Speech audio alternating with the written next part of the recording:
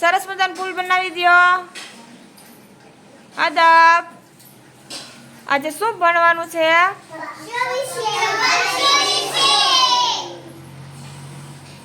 પક્ષીનું ઘર તમે જોયું છે?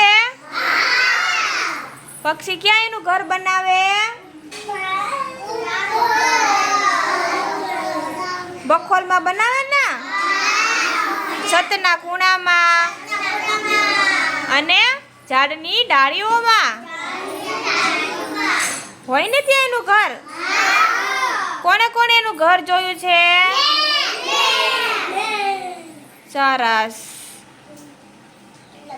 ચક્કીબેન નું ઘર કોના ઘરે છે? એમાં ચક્કીબેન આવે છે? પછી બીજું કોણ હોય? હા, નાના બચ્ચા હોય ને. પછી ચક્કીબેન ને તમે ખાવા આપો છો કઈ? હે, નાના બચ્ચા જોયા હતા? ક્યાં જોયા હતા? હે,